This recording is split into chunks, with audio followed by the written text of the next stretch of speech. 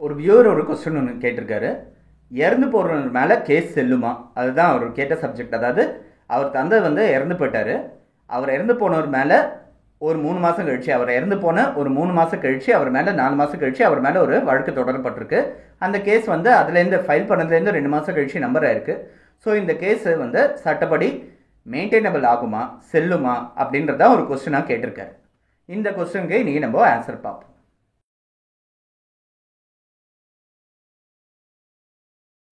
டெல்லி ஹைகோர்ட்டில் ரொம்ப சிமிலராக ஒரு ஜட்ஜ்மெண்ட் ஒன்று வந்தது, ஒரு கேஸ் ஒன்று நடந்தது. பிரகாஷ் சந்த் மெஹ்தா வர்சஸ் கிருஷ்ணாதேவி மெஹ்தா அப்படின்னு சொல்லி ஒரு கேஸு 25th செப்டம்பர் 1987 வந்த ஆனரபிள் ஜஸ்டிஸ் சௌத்ரி கொடுத்த ஒரு ஜட்ஜ்மெண்ட். சிங்கிள் ஜட்ஜ் பெஞ்சோட ஒரு ஜட்ஜ்மெண்ட் தான். ஆனால் இதில் நிறைய இது சம்மந்தப்பட்ட இதுக்கு முன்னாடி இருந்தால் 2 முக்கியமான கேஸை மேற்கோள் காமிச்சிருக்காங்கன்றதுனாலையும் இந்த பர்டிகுலர் வியூவர் கேட்ட கொஸ்டினுக்கு இது ரொம்ப சிமிலராக இருக்கிறது அப்படின்றதுனாலையும் இதை நம்ம கன்சிடர் பண்ணுவோம். 31/10/1986 அன்னைக்கு இறந்து போய்டுறாரு, பிரதிவாதி இறந்து போய்டுறாரு. ஆனால் அவர் இறந்து போனது தெரியாமல், அவர் மேலே தெரிஞ்சோ தெரியாமலேயோ அவர் மேலே ஜனவரி 5, 1987 அன்னைக்கு வழக்கு தொடரப்படுறது. ஒரு சூட் ஒன்று ஃபைல் பண்ணப்படுறது. ரிகவரி ஆஃப் ஆர்னமெண்ட்ஸ், கோல்டு ஆர்னமெண்ட்ஸை மீட் எடுக்கிறதுக்கான ஒரு கேஸ் ஒன்று ஃபைல் பண்ணப்படுறது. ஸோ இந்த கேஸ் மேலே இது செல்லுமா செல்லாதான்ற கொஸ்டின் டெல்லி ஹைகோர்ட் முன்னாடி வந்தது. அந்த பிரதிவாதியோட சன், அதாவது பிரகாஷ் சந்த் மெஹ்தான்றவரோட சன் விஸ்வநாத் மெஹ்தான்றவர் தான் இந்த கேஸை டெல்லி ஹைகோர்ட்டில் நடத்துகிறார். இது செல்லுமா செல்லாதா, அதுதான் கொஸ்டின். இப்போ ஃபைல் பண்ணும்போதே, ஃபைல் பண்ணதுக்கு அப்புறம் ஏதான ஒரு பார்ட்டி இறந்து போயிட்டாரு அப்படின்னா அவரோட சட்ட பிரதிநிதிகளை ஆர்டர் 22 ரூல் 4 ஆஃப் சிபிசி கீழே அவங்களோட சட்ட பிரதிநிதிகளை பார்ட்டிஸாக சேர்க்க முடியும். அவங்களோட இடத்துலேருந்து ஒரு பார்ட்டிஸாக சேர்க்க முடியும். இதை பற்றி ஏற்கனவே ஒரு வீடியோ நம்ம பார்த்தோம். ஆனால் இறந்து போகிறதுக்கு அப்புறம் ஃபைல் பண்ணப்படுற ஒரு கேஸ், இறந்து போயிட்டாரு ஆனால் அதுக்கப்புறம் அவர் பேரில் ஒரு வழக்கு ஒன்று தொடரப்படுறதுன்னா அந்த கேஸை நடத்தலாமா, அதை நடத்துறது சரிதானா, சரி சட்டப்படி செல்லுமா, சிவில் கேஸ் இதை நடத்துறது சட்டப்படி செல்லுமா அப்படின்றத பார்க்கச்சே இவங்க இந்த சைடு, அதாவது இந்த கேஸை பிரதிவாதி சைட்லேருந்து இந்த ஹைகோர்ட்டில் பெடிஷன் போட்ட பெடிஷனர் சைட்லேருந்து இறந்து போனவரோட மகன் அவர் என்ன பண்ணுறாருன்னா ஹரிலால் வர்சஸ் காளிநாத் அப்படின்னு சொல்லி ஒரு supreme court judgment 1961 supreme court judgment ஒன்று மேற்கோள் காமிக்கிறாரு. அதில் என்ன போட்டிருக்குன்னா, இறந்து போனவர் மேலே ஃபைல் பண்ணப்படக்கூடிய எல்லா சிவில் கேஸஸும் நல் அண்ட் வாய்டு, அவர் மேலே எந்த ப்ரொசீடிங்ஸும் எடுக்கிறதுக்கான வாய்ப்புகளே கிடையாது. ஸோ அது நல் அண்ட் வாய்டு அப்படின்னு சொல்லிட்டு அப்பட்டமாக போட்டிருக்கு. இறந்து போனதுக்கு அப்புறம், அதாவது இறந்து போனதுக்கு அப்புறம் தான் கேஸே ஃபைல் பண்ணப்படுறது அப்படின்னா அந்த கேஸே நல் அண்ட் வாய்டு ஆகிடும். இறந்து போகிறதுக்கு முன்னாடியே கேஸ் ஃபைல் பண்ணப்பட்டு கேஸ் ஃபைல் பண்ணி நிலுவையில் இருக்கும்போது இறந்து போயிட்டாருன்னா இந்த ஆர்டர் 22 ரூல் 4 அப்ளிகபிளாக இருக்கும். ஆனால் இறந்து போனதுக்கு அப்புறம் கேஸ் ஃபைல் பண்ணப்படுறதுன்றதுன்னா அது கேஸே நல் அண்ட் வாய்டு. ஏன்னா அவர் மேலே எழுதப்படக்கூடிய எந்த தீர்ப்பானையும் டிக்ரியும் அது செல்லாது, அதை அமல்படுத்த முடியாது அப்படின்னு சொல்லி ஒரு ஜட்மெண்ட்டோட சுப்ரீம் கோர்ட் ஜட்மெண்ட். இந்த சைட்லேருந்து என்ன சொல்கிறாங்க அப்படின்னா, இறந்து போனதுக்கு அப்புறம் முன்னாடியே அவங்க கேஸ் ஃபைல் பண்ணியிருந்தாருன்னா இறந்து போயிட்டாரு, அதுக்கப்புறம் அவங்களோட சட்ட பிரதிநிதிகளை பார்ட்டிஸாக சேர்க்க முடியுன்றது இருக்குது. அப்படி இருக்கும்போது இறந்து போனதுக்கு அப்புறம் எனக்கு விஷயம் தெரியாது, பை மிஸ்டேக் நான் ஃபைல் பண்ணுறேன் அப்படின்றது இருந்ததுன்னா, இறந்து போனதுக்கு அப்புறம் நான் அந்த கேஸை ஃபைல் பண்ணுறேன்றது இருந்ததுன்னா அது ஒரு கால வரைமுறைக்குள்ளே இருந்ததுன்னா, அதாவது இந்த டிக்ளரேஷன் சூட் ஃபைல் பண்ணுறதுக்கு 3 வருஷம் கால வரைமுறை, இந்த ரிகவரி ஆஃப் ஆர்னமெண்ட்ஸ் இந்த பர்டிகுலர் கேஸில் 3 years லிமிடேஷன், அந்த கால வரைமுறைக்குள்ளேயே நான் அவங்களோட சட்ட பிரதிநிதிகளை பார்ட்டிஸாக சேர்க்க முடிஞ்சதே. ஆனால் நான் இறந்து போனதுக்கு மட்டும் கேஸ் ஃபைல் பண்ணுறதுக்கு முன்னாடியே அவர் இறந்து போனது எனக்கு விஷயம் தெரிஞ்சுதான் அதான் பண்ணியிருப்பேன், அவரோட லீகல் ரெப்ரஸன்டேட்டிவ்ஸ் மேலே தான் கேஸ் ஃபைல் பண்ணியிருப்பேன். அப்படி இருக்கும்போது அவர் இறந்து போனதுக்கு இங்கே கேஸ் ஃபைல் பண்ணிட்டு அப்புறம் இறந்து போனது எனக்கு தெரிஞ்சிருக்கு, அவ்வளோதான். ஸோ இந்த கேஸ் ரெஜிஸ்டர் ஆகிட்டு எனக்கு இறந்து போனது தெரிஞ்சிருக்கு, அவ்வளோதான்.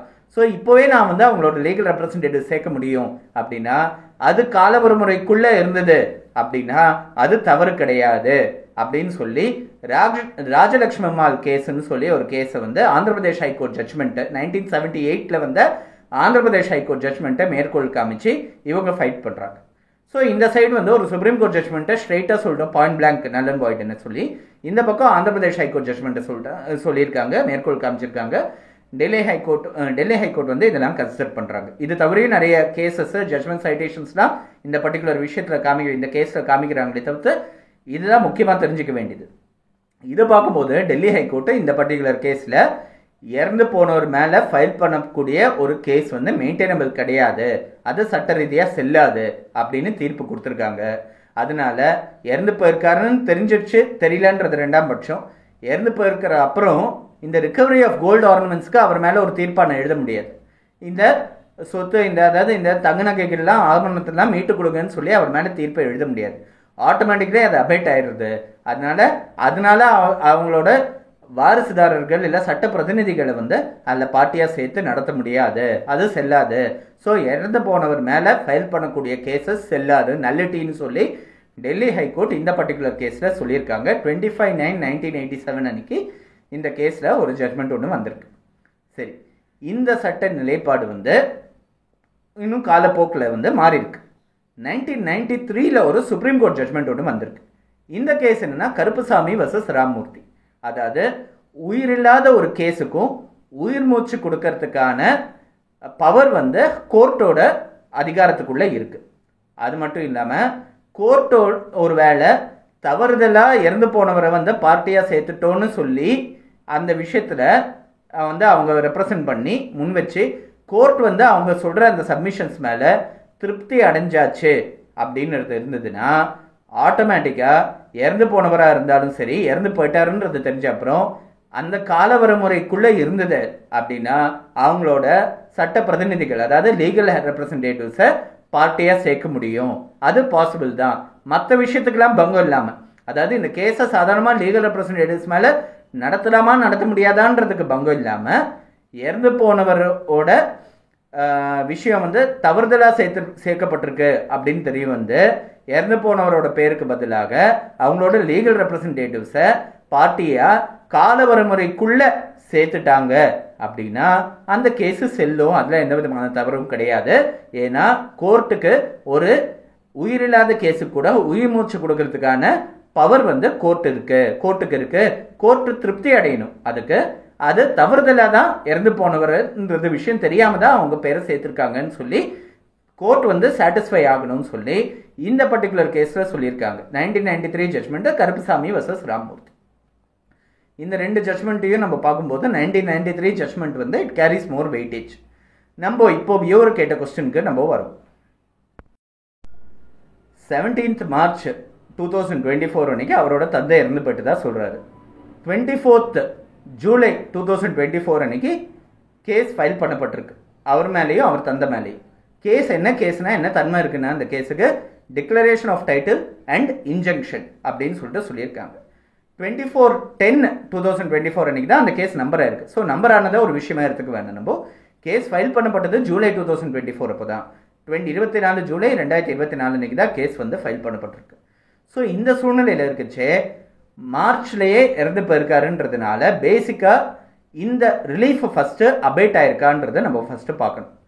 Declaration of title injunction relief என்னென்னா அவர் உத்தரவின்றி உள்ளே வரக்கூடாதுன்னு ஒரு தடை உத்தரவு வந்து கேட்டு ஃபைல் பண்ணியிருக்காங்க. ஸோ இந்த தடை உத்தரவு வந்து அவர் உயிரோடு இல்லைன்னா அவர் மேலே அமல்படுத்த முடியாது.